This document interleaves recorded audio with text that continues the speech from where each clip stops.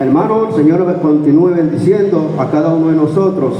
Amén. Pues yo quiero entonar una estrofa de un himno, y es Varones Galileo. En busca de Cristo salieron magos cuando nació allá en Belén. Era una estrella que los guiaba y su caminar por el oriente, en su caminar. Varones Galileos, que estáis mirando a ese Cristo que sube al cielo un día con las nubes. Él volverá y a los salvados levantará, y a los salvados levantará. Amén, gloria a Dios. Hermanos, hermanas, el tema principal de este mensaje que les voy a dar es el reino ya establecido de Cristo y el regreso de nuestro Señor y Salvador Jesucristo. Pues, o sea que le voy a hablar del reino de Cristo y de muchas cosas que van a suceder en el día postrero. Jesucristo está reinando ahora, está sentado sobre el trono de David ahora, o va a reinar solamente cuando venga el fin del mundo. Hace varios días que estoy analizando el premilenialismo, un concepto que enseña que Cristo todavía no reina, pero que va a establecer su reino cuando venga el fin del mundo. Y vamos a reinar 1000 años literales con Él sobre la tierra. Hay un punto sencillo pero clave que refuta este concepto, y es: Jesucristo está reinando ahora mismo. Ejerce su poder, su dominio en los corazones de sus súbditos. No es un reino terrenal. Jesús dijo a Pilato en Juan capítulo 18, versículo 36, dijo: mi reino no es de este mundo. Si lo fuera, tendría gente a mi servicio que pelearía para que yo no fuera entregado a los judíos. Pero mi reino no es de aquí. Vamos a ver qué nos dice Lucas en el capítulo 17, versículos 20 y 21. Dice: los fariseos le preguntaron a Jesús cuándo había de llegar el reino de Dios, y él le contestó: la venida del reino de Dios no es algo que todo el mundo pueda ver. No se va a decir aquí está o allí está, porque el reino de Dios ya está entre ustedes. Y a propósito voy a mencionar varios textos en este mensaje sin tomar el tiempo para analizarlos profundamente. Pero recomiendo que si puede que apunte los textos dados para analizarlos más cuidadosamente. Jesucristo va a entregar el reino cuando Él venga y no a establecerlo. Así dice la palabra de Dios en la primera carta de Pablo a los Corintios, en el capítulo 15, versículo 24. Entonces vendrá el fin cuando Cristo derrote a todos los señoríos, autoridades y poderes, y entregue el reino al Dios y Padre. Jesucristo se sienta sobre el trono de David ahora. Hechos capítulo 2, versículos 30 y 31. Dice: pero David era profeta y sabía que Dios le había prometido con juramento que pondría por rey a uno de sus descendientes. Así que viendo anticipadamente la resurrección del Mesías, David habló de ella y dijo que el Mesías no se quedaría en el sepulcro, ni su cuerpo se descompondría. Hoy vamos a estudiar unos pocos textos que enseñan claramente que Jesús reina ahora. El primer texto, Daniel capítulo 2, versículo 44. Es la profecía acerca de la gran imagen que vio el rey Nabucodonosor.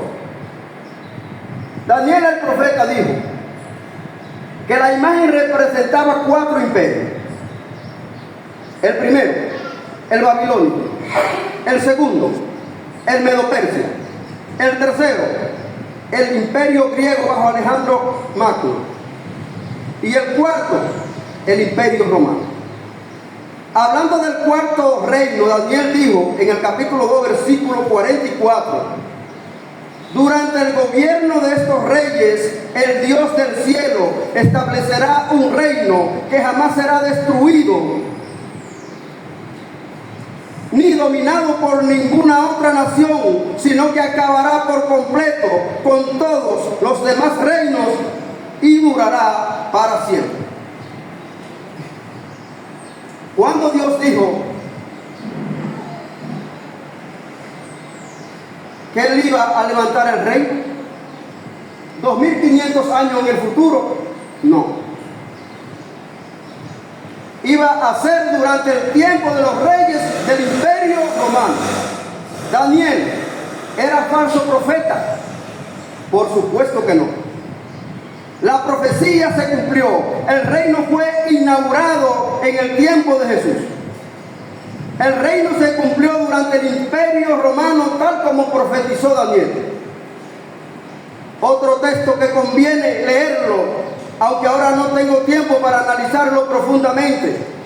Daniel capítulo 7, versículos 13 y 14 nos dice: yo seguía viendo estas visiones en la noche. De pronto vi que venía entre las nubes alguien parecido a un hijo de hombre, el cual fue a donde estaba el anciano y le hicieron acercarse a él. Y le fue dado el poder, la gloria y el reino, y gente de todas las naciones y lenguas le servían. Su poder será siempre el mismo y su reino jamás será destruido. Fíjense bien en el lenguaje de ese texto. Y un texto más para hoy, Marcos capítulo 9, versículo 1.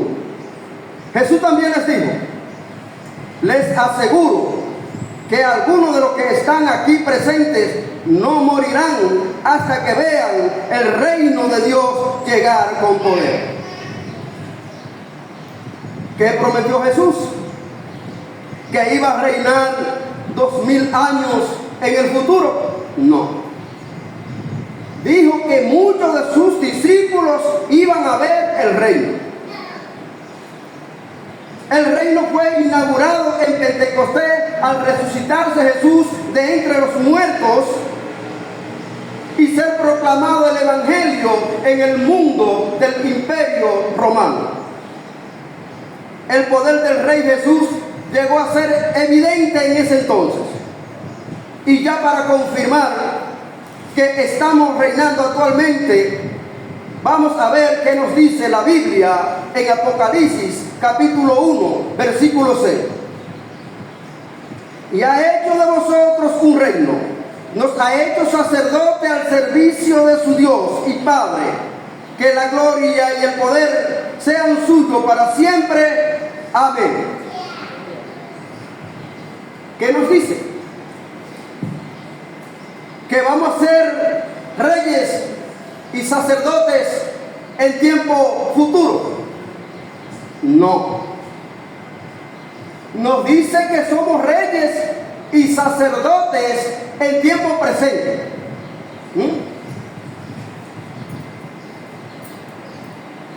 somos rey y sacerdote en tiempo presente, también podemos deducir que las féminas también son sacerdotisas en el aspecto espiritualmente de la palabra hablando. Así que nosotros, los cristianos y cristianas, somos una nación santa. Así nos lo confirma la palabra de Dios en Primera de Pedro capítulo 2 versículos 9 y 10. Dice: pero ustedes son una familia escogida, un sacerdocio al servicio del Rey, una nación santa, un pueblo adquirido por Dios. Y esto es así para que anuncien las obras maravillosas de Dios, el cual los llamó a salir de la oscuridad para entrar a su luz maravillosa. Ustedes antes ni siquiera eran pueblo, pero ahora son pueblo de Dios. Antes Dios no les tenía compasión, pero ahora les tiene compasión. Amén. Algunos dicen, no tiene sentido decir que Cristo reina ahora mismo. Mira, abunda la maldad en el mundo. Cuánta avaricia, cuánta estafa. Las madres matan a sus hijos con el aborto. Hay guerra. ¿Cómo decir que Cristo esté reinando ahora? Yo entiendo las dudas, pero revelan un concepto erróneo acerca del reino que no toman en cuenta varios textos bíblicos. El principal, el Salmo 10, versículos 1 y 2.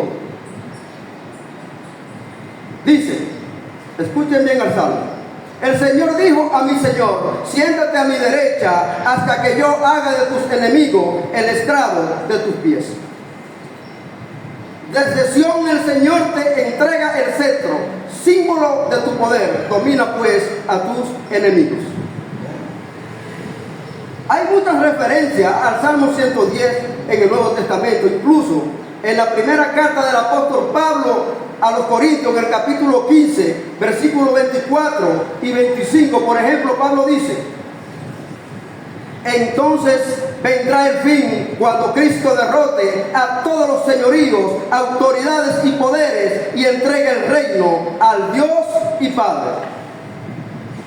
Porque Cristo tiene que reinar hasta que todos sus enemigos estén puestos debajo de sus pies.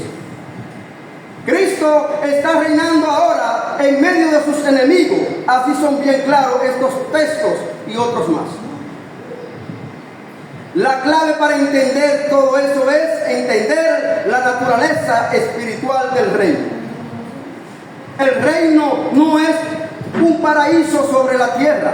La profecía no tiene que ver con paraíso sobre la tierra, sino al hablar de esos textos del reino de Dios, están hablando del dominio de Cristo en los corazones de sus súbditos, de sus discípulos. No es un reino de este mundo. Juan capítulo 18, versículo 36. No es un reino con señales visibles. Lucas capítulo 17, versículo 20 y 21. Es un reino de naturaleza espiritual.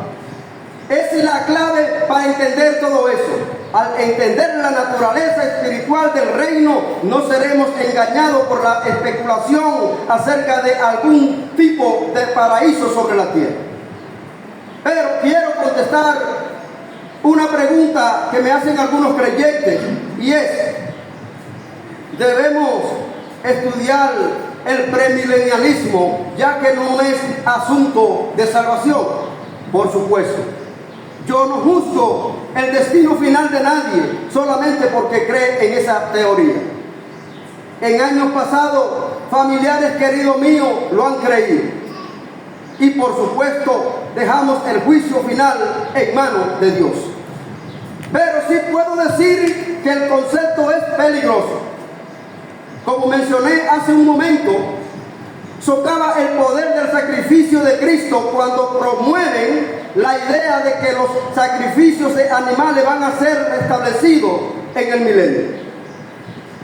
Y es que el sacrificio de Jesucristo no fue suficiente. Como hemos visto hoy, la teoría tiende a tener en poco el reino espiritual de Cristo hoy en los corazones de los santos. Por tanto, ¿debemos señalar estos errores con amor? Sí. ¿Dejando el juicio final en manos de Dios? Sí. Pero debemos señalar. ¿Qué va a pasar cuando Jesús venga otra vez? Hace un momento que hemos visto unas cosas que no van a pasar cuando venga otra vez. Él no va a establecer un reino físico sobre la tierra como algún paraíso. No, Él no va a volver a reinstituir los sacrificios de animales en algún templo que ha sido reconstituido. Estos conceptos contradicen varios textos bíblicos. Pero entonces, ¿qué va a pasar? Hay muchos que no entendemos, pero vamos a hablar de 5 cosas que sabemos acerca del fin del mundo. En primer lugar, todos sabrán que el fin ha llegado. Primera carta de Pablo a los Tesalonicenses, capítulo 4, versículos 17 y 18. Dice: después los que hayamos quedado vivos seremos llevados juntamente con ellos en las nubes para encontrarnos con el Señor en el aire, y así estaremos con el Señor para siempre. Anímense pues unos a otros con estas palabras. No será ningún secreto cuando Cristo venga otra vez. Número 2. Juan capítulo 5, versículos 28 y 29. Dice: no os maravilléis de esto, porque vendrá hora cuando todos los que están en los sepulcros oirán su voz, y los que hicieron lo bueno saldrán a resurrección de vida, mas los que hicieron lo malo a resurrección de condenación. Entonces, todos serán resucitados, pero habrán 2 destinos muy diferentes. Los que hicieron lo bueno tendrán resurrección de vida, y los que hicieron lo malo tendrán resurrección de juicio, o sea, de condenación. Y número 3, inmediatamente los que quedaron vivos encontrarán al Señor en el aire. Primera carta de Pablo a los Tesalonicenses, capítulo 4, versículos 15 y 16 nos dice: por esto les decimos a ustedes como enseñanza del Señor, que vosotros, los que quedemos vivos hasta la venida del Señor, no nos adelantaremos a los que murieron. Porque se oirá una voz de mando, la voz de un arcángel, y el sonido de la trompeta de Dios, y el Señor mismo bajará del cielo, y los que murieron creyendo en Cristo resucitarán primero. Y número 4, segunda carta de Pedro, capítulo 3, versículo 10. Dice: pero el día del Señor vendrá como un ladrón. Entonces los cielos se deshacerán con un ruido espantoso, los elementos serán destruidos por el fuego, y la tierra con todo lo que hay en ella quedará sometida al juicio de Dios. Y número 5, la primera carta de Pedro, capítulo 1, versículos 3 y 4, dice: alabemos al Dios y Padre de nuestro Señor Jesucristo, que por su gran misericordia nos ha hecho nacer de nuevo por la resurrección de Jesucristo. Esto nos da una esperanza viva y hará que ustedes reciban la herencia que Dios les tiene guardada en los cielos, la cual no puede destruirse, ni mancharse, ni marchitarse. Acepto que hay detalles acerca de la segunda venida que van más allá de nuestra comprensión. Pero sí podemos saber estas 5 cosas que hemos analizado. Esperamos lo que Dios tiene reservado para cada uno de nosotros, hermanos y hermanas. Gracias por haberme acompañado. El hermano que tiene la siguiente oportunidad puede pasar. Amén.